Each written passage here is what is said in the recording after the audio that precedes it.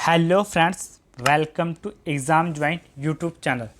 जैसे कि आप सबको पता ही है कि जो हमारी सीरीज चल रही है मध्यकालीन भारत की, तो उसमें से जो मुग़ल काल चल रहा था उसमें हमने सभी मुग़ल वंश को अच्छे से कवर कर लिया। उसके बाद जो हमारी वीडियो आई वो थी मुग़ल काल की प्रशासनिक राज व्यवस्था।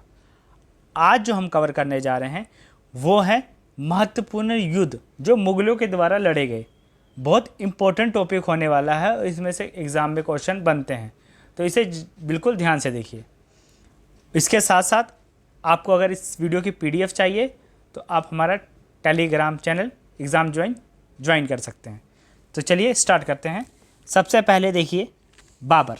ठीक है, बाबर ने भारत में मुग़ल वंश की नींव रखी। ठीक है, तो उसके लिए एक युद्ध हुआ जिसे बोलते हैं पानीपत की लड़ाई, 1526 ईस्वी।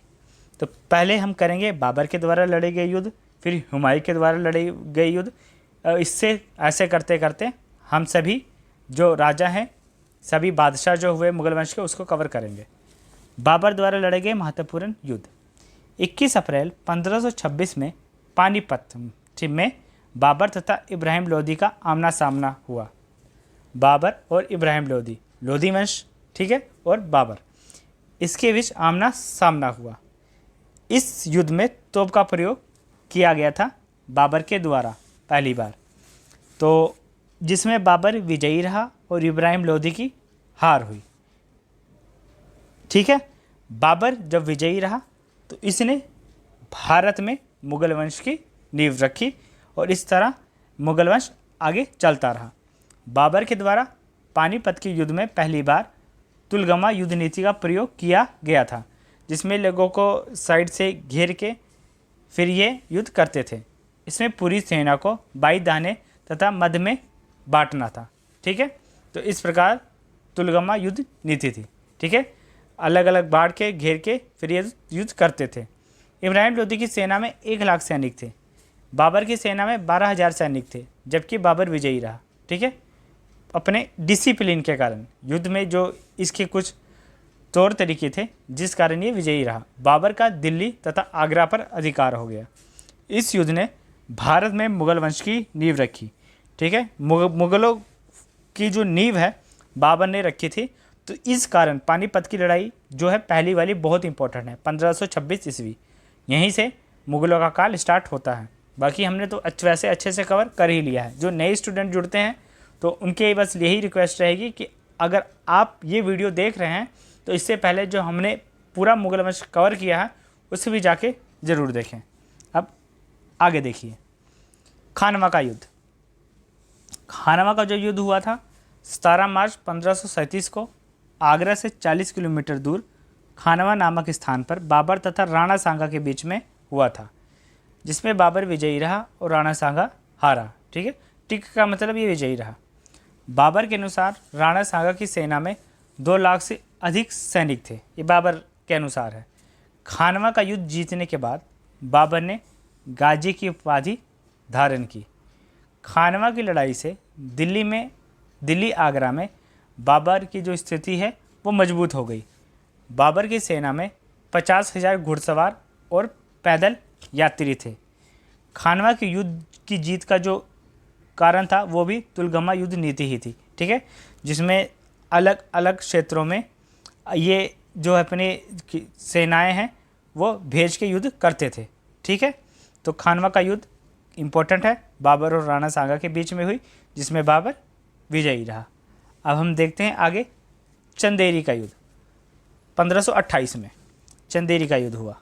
ठीक है, 29 जनवरी 1528 को बाबर ने चंदेरी के राजा मेदिनी राय को परास्त किया। मेदिनी राय ने बाबर की अधीनता स्वीकार की। ठीक है, उसके बाद अब बाबर ने उत्तरी भारत का एक बड़ा हिस्सा अपने कब्जे में कर लिया।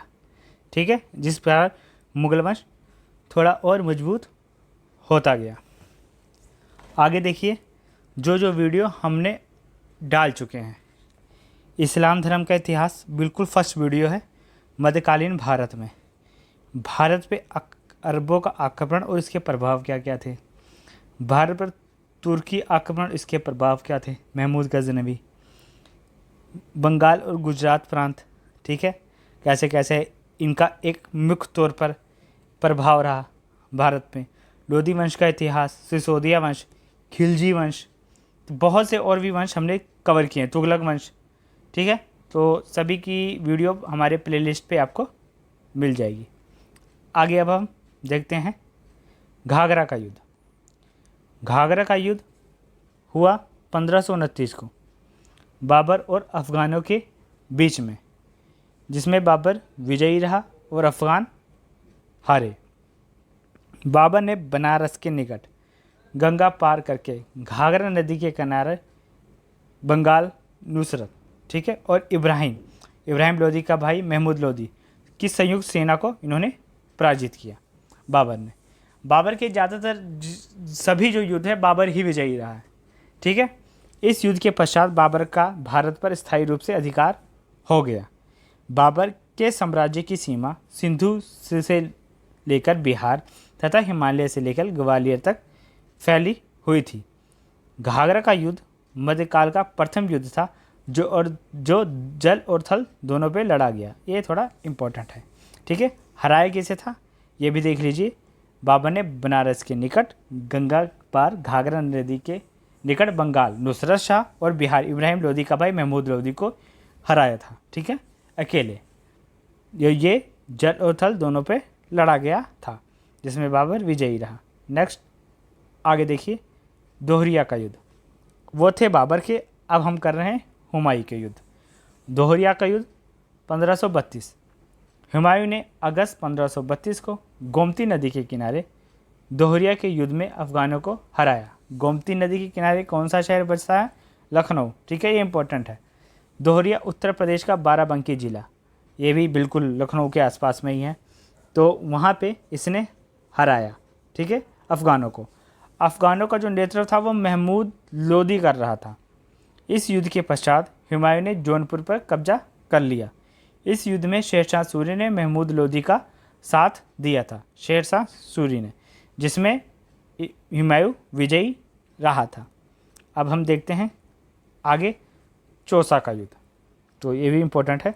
चौसा का युद्ध 26 जून 1539 को बक्सर के निकट हुमायूं और शेर खां के बीच में युद्ध हुआ, जिसे शेरशाह सूरी बाद में नाम पड़ा। नेक्स्ट वीडियो शायद हमारी अब वही आए, ठीक है। तो इसमें जो विजयी रहा वो कौन रहा? वो शेरशाह, ठीक है, वो विजयी रहा और हारा हुमायूं। मध्य गंगा नदी के उत्तरी तट पर स्थित चौसा नामक स्थान पर यह युद्ध हुआ था, जिस कारण इसे चौसा का युद्ध कहा जाता है। 1539 को चौसा के युद्ध में हुमायूं की पराजय हुई। चौसा का युद्ध जीतने के बाद शेर खां ने शेर शाह की उपाधि धारण की। शेर शाह ने अपने नाम के सिक्के खुदवाए और सिक्के ढलवाने का आदेश भी दिया। हार का क्या कारण थी? हुमायूं की सेना अव्यवस्थित सेना थी, ठीक है, और भाइयों का सहयोग नहीं मिला था हुमायूं को। तो ये मेन कारण माना जाता है चौसा के युद्ध में हुमायूं की पराजय का। अब हम आगे देखते हैं कन्नौज का युद्ध। कन्नौज का युद्ध बहुत इंपॉर्टेंट है, इसे बिलग्राम का भी युद्ध कहा जाता है। कन्नौज का युद्ध 1540 शेरशाह सूरी और हुमायूं के बीच में हुआ। युद्ध में हुमायूं के भाई हिंदाल और अस्करी भी थे, ठीक है। तब भी ये जो युद्ध है वो शेरशाह ही जीता था। इस युद्ध में हुमायूं पराजित हुआ। युद्ध के पश्चात शेर खां ने आगरा और दिल्ली पर अधिकार कर लिया। दिल्ली पर अधिकार हो गया यानी मुगल वंश समाप्ति पे आ गया। इस तरह सत्ता अफगानों के हाथ में चली गई। शेर खां ने दिल्ली में सूर्यवंश की स्थापना की। 1539 से 1555 इसका शासन चलता रहा। ये जो आप देख रहे हैं ये फ़ोटो नीचे, तो ये थंबनेल है बाबर का, ठीक है। बाबर की जो वीडियो हमने डाली थी उसका थंबनेल है। तो इसी प्रकार अलग अलग वीडियो सभी आई हैं। बाबर की हो गई, हुमायूं की, औरंगजेब की, शाहजहाँ की, अकबर की, सभी की अलग अलग वीडियो आई हैं। उसके बाद उनकी प्रशासनिक राज व्यवस्था की वीडियो आ चुकी है। अब हम देखते हैं आगे माछीवाड़ा का युद्ध 1555 में। लुधियाना में सतलुज नदी के किनारे स्थित माछीवाड़ा स्थान पर हुमायूं और अफगान सरदार नमीन खां और तातार खां के बीच में युद्ध हुआ। ये युद्ध हुमायूं ने जीता और पंजाब पर मुगलों का अधिकार हो गया। उसके बाद सरहिंद का युद्ध 1555 में ही अफगान सेना का नेतृत्व सिकंदर सूर ने किया, मुगल सेना का नेतृत्व बैरम खान ने किया। युद्ध में अफगानों की पराजय हुई। 1550 ईस्वी में हुमायूं ने पूर्ण दिल्ली पर अधिकार कर लिया। उसके बाद जो हुमायूं का शासनकाल दोबारा भी आया 1555-56 तक, ठीक है। और मुगल वंश धीरे धीरे फिर आगे बढ़ता गया। बीच में ही एक ऐसा गैप आया था जिसमें शेर शाह सूरी ने शासन किया है, ठीक है। जब हम शेर शाह सूरी का पार्ट करेंगे तो उसमें आपको अच्छे से बताएंगे कि जो बीच में गैप कैसे रहा और कैसे आगे मुगल वंश आगे फिर बढ़ा। आगे देखिए, पानीपत की दूसरी लड़ाई 1556 ईस्वी में। तो ये अब हो गया अकबर के बारे में। हेमू के नेतृत्व की जो सेना अफगान सेना थी, बैरम खां के नेतृत्व में मुगल सेना थी, ठीक है। तो पानीपत की दूसरी लड़ाई 1556 में हुई थी। तो देखिए, पानीपत की लड़ाई, जो दूसरी लड़ाई हुई उसमें मुगल सेना विजयी रहा, ठीक है। मुगल सेना इसमें विजयी रहा, अकबर। और पहली का हमने आपको बताया ही था। और इसके बाद पानीपत की तीसरी लड़ाई भी हुई थी। पहले बताया 1526 में बाबर और इब्राहिम लोदी के बीच में बाबर की जीत हुई, भारत में मुगल वंश की नींव रखी गई। दूसरी आपको बताया हुमायूं के नेतृत्व में अफगान सेना थी और बैरम खां के नेतृत्व में मुगल सेना थी, जिसमें मुगल विजयी रहे, ठीक है। वो अकबर था, अकबर शासनकाल की बात है। तीसरी देखिए, 4 जनवरी 1761 को, तो ये हुई बाला बाजीराव तथा अहमद शाह अब्दाली के बीच में। अब्दाली विजयी रहा और अंग्रेजी शक्ति के रूप में इसमें उभरे थे। तो यह है पानीपत की लड़ाई। तीनों लड़ाई हमने। नेक्स्ट, हल्दी घाटी का युद्ध। जो हल्दी घाटी का युद्ध था 1576 ईस्वी में अकबर और महाराणा प्रताप के बीच में हुआ। अकबर की जो सेना का नेतृत्व था वो मान सिंह और आसफ खान ने किया था, जबकि महाराणा प्रताप की सेना का नेतृत्व हकीम खान सूरी ने किया था। अकबर एक मुस्लिम था, जबकि इसकी सेना का जिसने नेतृत्व किया था वो हिंदू थे। और इधर महाराणा प्रताप हिंदू थे और इसकी सेना का नेतृत्व एक मुस्लिम ने किया था, ठीक है। तो इस प्रकार इसमें अलग अलग जो सेना का नेतृत्व किया था, जो उस समय हिंदू मुस्लिम के एक भाईचारे को दर्शाता था। हल्दी घाटी युद्ध के पीछे का जो उद्देश्य था, महाराणा प्रताप को अपने अधीन लाना था अकबर के द्वारा, जिस कारण अकबर ने महाराणा प्रताप के हाथों में संदेश भी भिजवाया। जलाल खां के नेतृत्व में 1572 में, 1573 में मानसिंह के नेतृत्व में, भगवान दास के नेतृत्व में और टोडरमल के नेतृत्व में। लेकिन महाराणा प्रताप अकबर की अधीनता नहीं स्वीकार करना चाहते थे, इस कारण उन्होंने युद्ध को चुना। इस युद्ध में अकबर विजयी चाहे रहा, लेकिन उसे इस बात का पता लगा कि हाँ वो सच में किसी से लड़ा है, ठीक है। वो कि हाँ महाराणा प्रताप कोई है, कितने पावरफुल वो थे, तो उनसे ये लड़ा है। विजय ये चाहे रहा था, इसने खुद उनका लोहा माना था कि हाँ वो सच में एक योद्धा हैं। अकबर ने इस चीज़ को माना था, ठीक है, महाराणा प्रताप के बारे में। तो हल्दी घाटी का युद्ध जीता था अकबर, ठीक है। जिसका जो रीज़न पूछा जाए तो बस यही था कि महाराणा प्रताप को अपने अधीन लाना था। तो ये थे हमारे महत्वपूर्ण युग मुगल वंश के। इम्पोर्टेंट बहुत है, तो इसे आप ज़रूर करके जाइएगा एग्ज़ाम में। अब हम मिलते हैं अपने नेक्स्ट वीडियो में।